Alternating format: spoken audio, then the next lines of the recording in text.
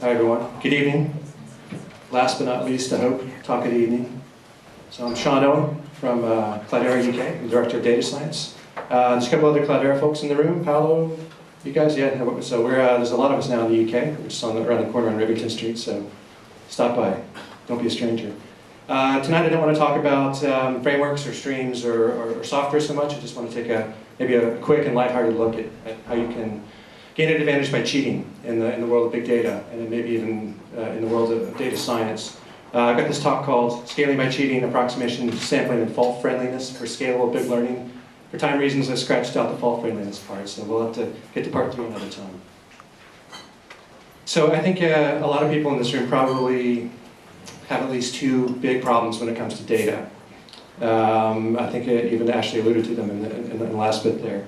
One of them is that data is always growing bigger. So I went out and talked to some of our customers, and this is what I keep hearing from people, that obviously one of the key challenges they have with data is that it keeps getting bigger. Today's big is tomorrow's small. If you're handling tens of gigabytes today, it's going to be 100 gigabytes next month. And it just keeps getting bigger and bigger and bigger, and we can never say, I'm sorry, there's this point past which we can't scale. It's just not fashionable anymore. At the same time, we have this other big problem of always being faster, right? So even as our data volume is growing and growing and growing, people are complaining about how we're being asked to do things faster with lower latency every time. In the beginning, MapReduce was good enough, batch processing was good enough, reports, SQL queries through Hive, they're taking an hour or so was good enough. Not anymore. Even as our data volumes have grown, we're asking for answers in minutes, things finishing in seconds, sub-seconds, response times. We're asking for real time. These things are, of course, quite in opposition, right? The more data we have, the longer things should take, but we're asked instead to make things faster. So these are 2 problems, and I bet everyone's felt this pain in the room. So, I mean, fortunately, we have a couple things on our side. We have a couple weapons to attack these problems. We have at least 2 big solutions. And one is plentiful resources. I mean, thankfully, Moore's law is giving us cheaper disks, cheaper CPU every year. But even that's not keeping up with the data explosion, the rate of explosion. But fortunately, we have frameworks like, say, Hadoop that have allowed us to throw lots of machines at a big data problem. So at least we have some plausible way to scale up from gigabytes to terabytes to petabytes. At least we can imagine throwing hundreds or thousands of computers at the problem without spending millions or billions of dollars. So that's good. At least we have that going for us. But it's not quite enough somehow. I think we need at least one more weapon. And in my line of work, it's often cheating, right? The realization that you don't always have to have the right answer. You just need a close enough answer. And this is particularly true in what I do, which is might be called data science or machine learning, where it's not even clear what the right answers are anyway, right? So there's no point in being very exact when it all may be a rounding error.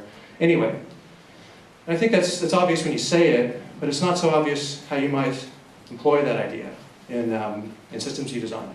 But I think this idea should be something we think about every time we design a big data system. Just how much effort do we need to throw at being exact? I mean, I think you'll often find it's a lot less than you think. So the question is, how is it that I can take advantage of that idea in some of the applications I'm writing, right? So let me give you a couple ideas. First, I want to give credit where it's due. I was sort of inspired to create this talk from an old Star Trek episode where Kirk and Spock are, I don't know, they're trapped on a Romulan prison or something, and Kirk says, what's the odds we're going to get out of here? And Spock says, I don't know, about 7,824.7 to 1. And of course the joke is that just about none of those digits matter, right? It would have been just as fine if Spock had said it's pretty unlikely. Less than 1%, right? It's a pretty close approximation. But actually, a lot of our systems we interact with today act like Spock. I mean, we get all these digits, and I'm sorry you can't see that, but this is a table of figures from Google Analytics, for example. We get all these significant figures, and it's not clear that most of them even matter. For example, in a lot of cases, only a couple significant figures of a mean or a timing or a percentage actually matter. Or it may be that they all kind of matter. I'd like more precision. But due to the measurements, most of the decimal places are just noise. I can measure them, I can report them, but they're probably not actually carrying meaning. Sometimes I just care about relative rank, right? I don't really care what product that I sold 380 units of a product. I just want to know that this was the best-selling product, that its count was highest. Or maybe I only care about values when they're especially high or especially low. And again, the exact counts don't match. I think if you think about it, that actually is true of a lot of the simple cases in big data applications where you're collecting numbers, where you're computing aggregates, computing means, for example. So in this example, which I don't think you can see, the bounce rate for the 6th page on this list is 37.94%. And I honestly don't know what I'd do with that information versus if it just told me 40%. Maybe it matters in some cases. Here, almost all of those digits on this page don't actually carry information for me. So can we get away without computing them in a principled way that saves us so much effort, so much time, so much cost, that we're able to scale much larger, do things much faster? So to motivate this, I want to give 2 examples of how you could employ approximation in a principled way on Hadoop. And then I'll give one quick example from how this sort of idea turns up in Apache Mount. First, approximation. So one of the things we have all computed at some point in a big data application, I think, is an average or a mean. So just an average of numbers. What's the average response time of my site? What's the average age of all my customers, for example? And there's a simple way to do that, right? You read all the numbers, you add them together, and you divide by the count. That gives you the mean of all the numbers. But maybe that's really expensive. Maybe computing one mean over all your data isn't expensive, but you've got billions of means to compute, and you'd rather do it a little bit quicker. And you don't actually care if the mean is exactly right, just pretty close, right?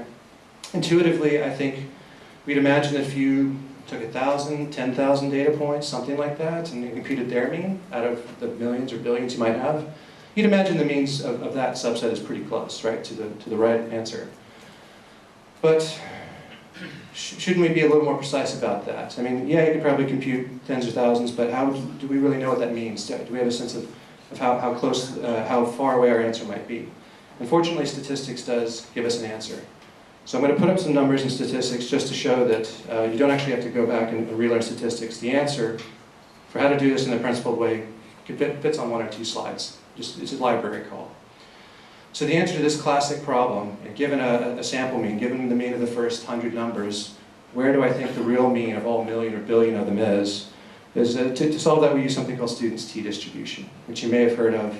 I personally remember it from college from one day that I barely paid attention to in the stats class.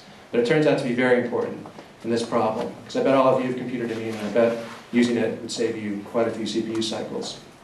The t-distribution tells us where the real mean of all these data points probably is with respect to the mean of the points we've measured. And we can actually use it to bound the error to a certain probability. So take a photo, save this, download it later. This is the answer. This is your crib sheet if you want to run this computation. So what we need to do is pick a probability, a p, 95%, 99%, that represents the certainty with which we want to conclude that the real answer, the right answer, is pretty close to our current answer. And we want to pick some kind of error, some epsilon. We want the real mean to be plus or minus epsilon, 5%, let's say, of the right answer. This is how you do it. This is the answer. You use a library like Commons Math to compute the inverse CDF of 1 plus p over 2, and use that to determine a critical value. It tells you what mean beyond which it would be really unlikely if the real population mean were bigger than a certain threshold.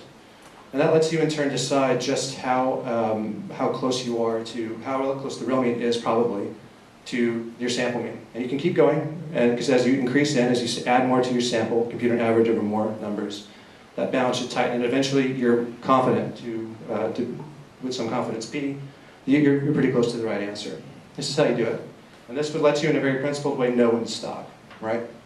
You may not need to compute 1,000 data points. Maybe the first 100 give you a mean that's close enough. So let's see this in action. Let's see what kind of results we can get. With an example taken from Hadoop. So everyone who's seen Hadoop has seen Hadoop's toy example, word count.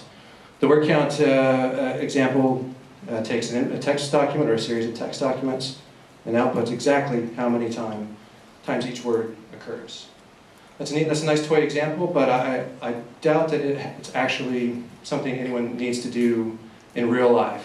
Well, you may want to count words in a document, sure, but maybe you don't need to know exactly how many words are in your documents. Maybe that's not an interesting question. Maybe you just need a pretty good estimate of the count of each word in the documents. For example, these are questions you might, I think, more reasonably ask about how many times does each word occur. What are the most frequent words? Maybe what fraction of them are capitalized, roughly? These sound like more real-world questions. And these are approximate questions, so you should be able to answer these faster. So I have an example for you. You can find this on GitHub if you're interested. I took a bit of the Common Crawl data set, which is a web spider crawl from earlier this year. Took about 35 gigabytes of it and ran a MapReduce job over it with Amazon EMR, about 4 of their high CPU machines. And first I ran straight up word count. And it took 40 minutes to tell me that about 41.1% of the words are capitalized. These are the most frequent words, as you'd expect, articles. And the word zucchini, for example, occurs 9,571 times. Now, before we get into doing this in a principled way, what if we just threw away 90% of the data randomly? So what if we ran this, but only over some 10% sampled at random from the whole corpus? As you can see, it doesn't actually affect much. I mean, the results are basically the same. The list of frequent words is the same. The number of capitalized words, fraction is about the same. And the implied number of times zucchini occurs in the whole corpus is right to about plus or minus 1%. That's not bad for adding basically 2 lines of code to your mapper to simply reject reject 10% of all the documents you see. So 90% of all the documents you see.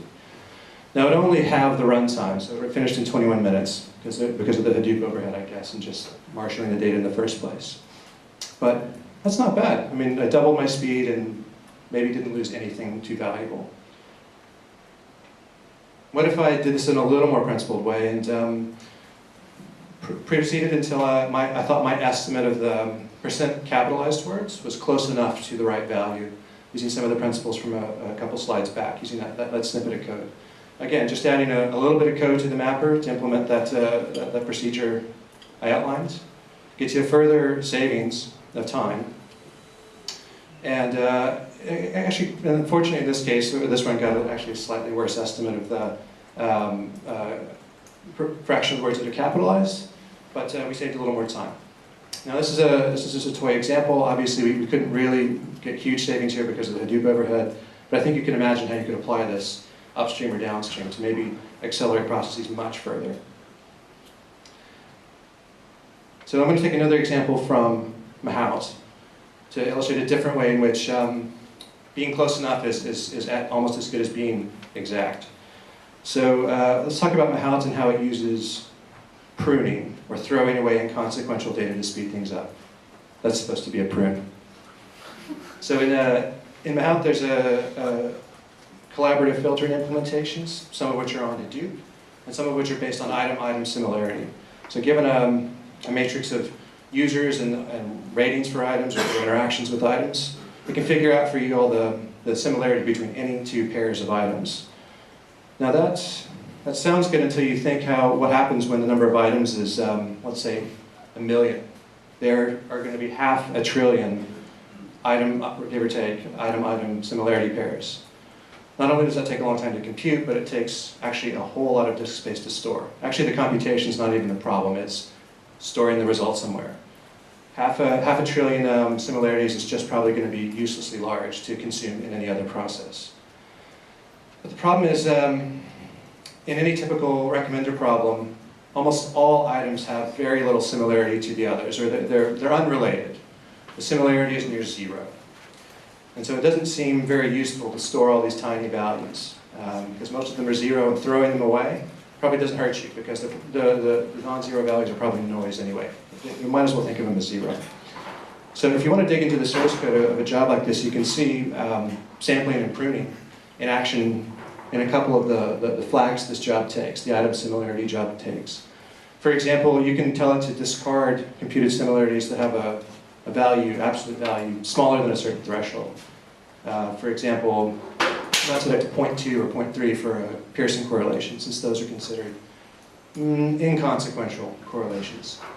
You can also ask it to simply only store a certain number of similarities per item. So for every item, I might record the top 100 most similar items and leave it at that, on the theory that that's probably most, 90% of the information in my item similarity matrix.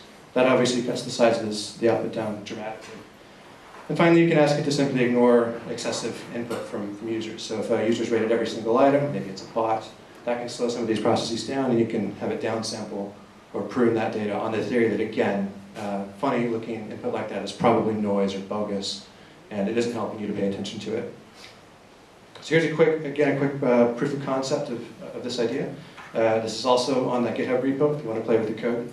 I took a data set from a dating site in the Czech Republic that had about 135,000 people rating 165,000 other people's profiles. So about 17 million ratings on a scale of 1 to 10. And I ran this job to compute all the item correlations. Here are the profile correlations on, again, on EMR with 2 large machines. Now, without any pruning or with very liberal settings of these thresholds, it took about 3 hours and produced 20 gigabytes of output. It's quite a bit.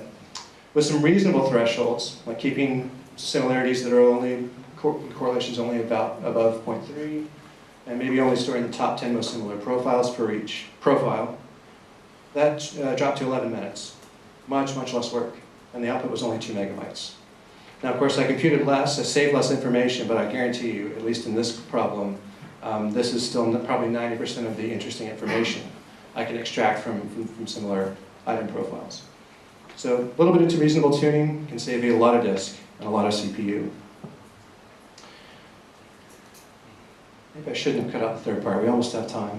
But I'm going to leave it there with the examples for approximation sampling can actually give you some big wins.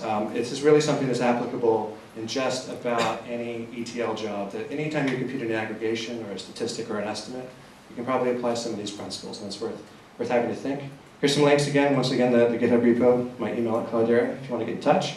And finally, if for the mathematically inclined, these are some Mahouts and Commons math are probably going to be things you want to look into and use if you're doing mathy stuff, statistics-like stuff on Hadoop. So thank you for that. Do we have time for a couple of questions, you think?